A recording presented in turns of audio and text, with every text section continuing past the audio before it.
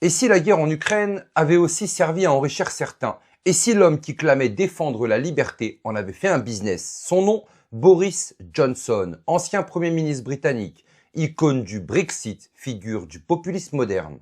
The Guardian révèle des documents explosifs, des dons, des contrats, des voyages diplomatiques et des millions, les Boris Files, un réseau de deals secrets, de lobbying caché et d'alliances douteuses. Alors, Boris Johnson, patriote ou marchand de guerre?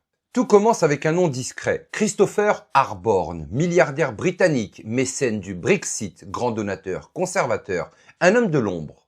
En septembre 2023, Harborne finance un voyage privé de Boris Johnson en Ukraine. 2 jours, des réunions avec des hauts responsables, mais le but inconnu.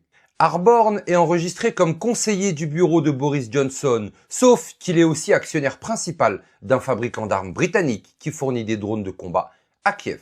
Le lien est clair, le parrainage direct, le lobbying déguisé. Et The Guardian pose la question que tout le monde évite. Boris Johnson a-t-il fait la promotion de la guerre pour enrichir ses amis?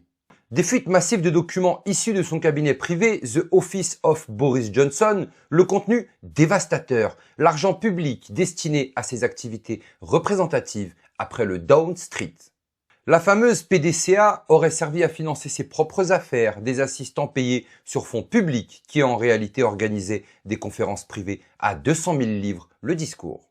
Des vols en première classe, des hôtels 5 étoiles, des contrats commerciaux dissimulés derrière des missions diplomatiques.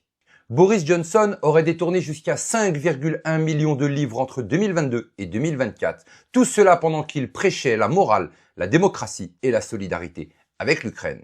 Mais le plus explosif, c'est que les documents montrent une rencontre non déclarée avec Peter Thiel, le fondateur de Palantir, la société américaine de surveillance de données. Peu de temps après, Palantir obtient un contrat de gestion du NHS britannique. Une coïncidence ou une récompense?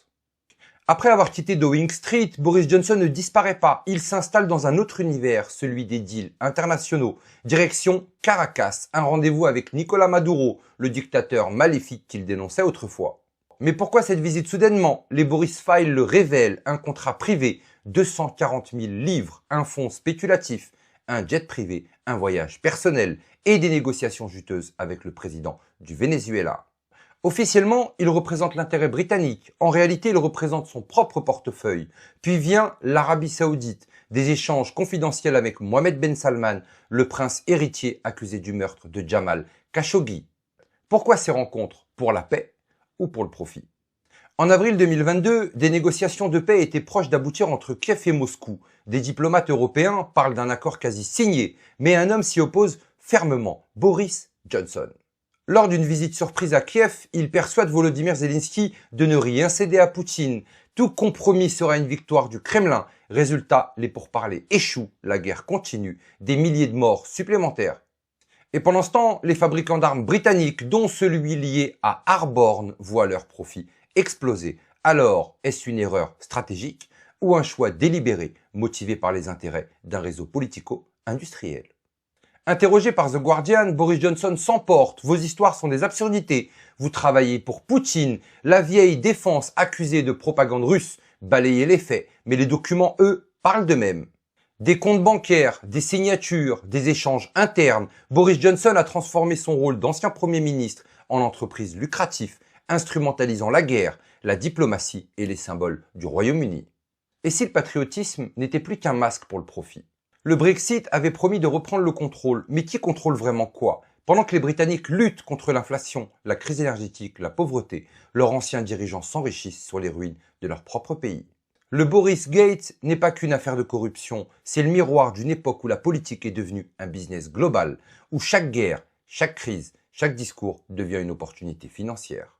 Alors Boris Johnson est-il un traître ou un produit du système, un homme corrompu ou simplement l'incarnation d'un monde où tout, même la guerre, se monnaie? Et si la vraie question était ailleurs? Combien d'autres leaders vivent aujourd'hui du chaos qu'ils prétendent combattre? Combien de défenseurs de la liberté sont en réalité des investisseurs de la guerre? Quand la morale devient un business, quand la guerre devient une opportunité, que reste-t-il de la vérité? Mais surtout n'oubliez pas, on n'est clairement pas au bout de nos surprises.